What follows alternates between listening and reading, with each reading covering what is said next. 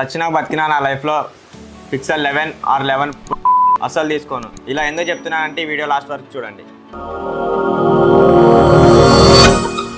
చూడండి, నా దగ్గర 11 లేదు, 11 Pro లేదు. నాకు అది కొనాలని ఇంట్రెస్ట్ కూడా లేదు. మీకు ఈ డౌట్ రావచ్చు, అన్న నీ దగ్గర గూగుల్ పిక్సెల్ ఫోన్ లేదు కదా, ఎలా రివ్యూ ఇస్తున్నావు? ఎగ్జాక్ట్లీ, నేను ఈ వీడియో రివ్యూ కోసం చేస్తలేను. యాజ్ ఏ బయర్ గా నేను చెప్తున్నా, పిక్సెల్ 11 ఆర్ పిక్సెల్ 11 Pro ఎందుకు కొనకూడదు. Every year Google new phones launch చేస్తుంది. ఈ ఇయర్ వచ్చేసి గూగుల్లో new AI, new camera, new features, new procedure వచ్చింది. మీరు అనుకుంటున్నారు నాకు పాత గూగుల్ పిక్సెల్ 11 పక్కా పెట్టేద్దామని. అలా ఏం లేదు. First of all bad Google pixel are Google pro bad అని నేను చెప్పట్లేదు. ఎందుకంటే ప్రాబ్లం వచ్చేసి ఫోన్లో లేదు, వాల్యూలో ఉంది. Google procedure tensor G6 and camera కూడా ఇంప్రూవ్ చేసింది.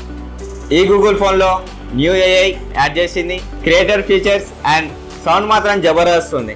ఇప్పుడు నాతో ఉన్న ఫోన్తో ఈ కొత్త ఫోన్ కంపేర్ చేసుకుంటే ఏం చేంజ్ చేస్తుంది? గూగుల్ బిగ్గెస్ట్ సేల్స్ వచ్చేసి మొత్తం ఏఐ.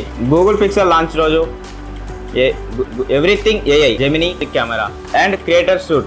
జెన్యున్ గా చెప్పాలంటే కొన్ని ఫీచర్స్ చాలా ఇంట్రెస్టింగ్ గా ఉన్నాయి. ఇప్పుడు కెమెరా గురించి మాట్లాడుకుందాం. గూగుల్ పిక్సెల్ ప్రోలో కెమెరా మంచిగా ఉంది.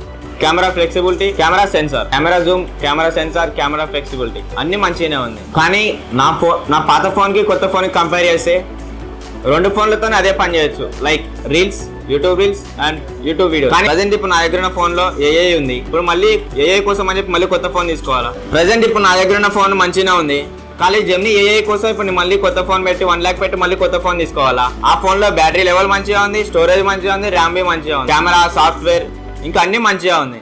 ఎందుకు తీసుకోవాలి? మళ్ళీ 1 lakh పెట్టి ఎందుకు తీసుకోవాలి? ప్రో ఎందుకు తీసుకోవాలి? ఓకే, సీరియస్లీ మీరు ప్రో ఫోటోగ్రాఫర్ అయితే మీకు ప్రో మంచిదే.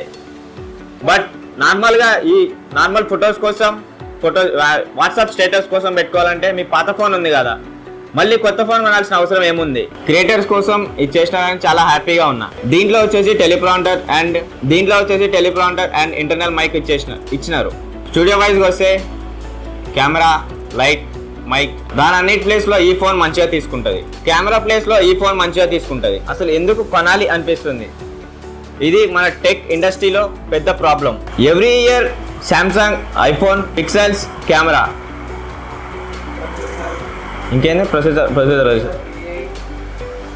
బట్ నిజంగా మీ ఫోన్ ఓల్డ్ అయిపోయిందా? మనకి న్యూ ఫోన్ కావాలి అనిపిస్తుంది. ఎందుకు ఈ డిఫరెన్స్? పిక్సెల్ 11 Pro కూడా సేమ్. మీరు సీరియస్ ఫోటోగ్రాఫర్ అయితే కెమెరా ప్రో ఉంది, డిస్ప్లే ప్రో ఉంది.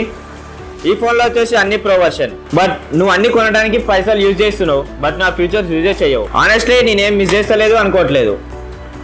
ఈ 11 Pro లాంచ్ అయిందని చెప్పేసి ఉన్న ఫోన్ యూజ్లెస్ అవ్వలేదు. గూగుల్ పిక్సెల్ 11 Pro ఎవరు కొనాలి?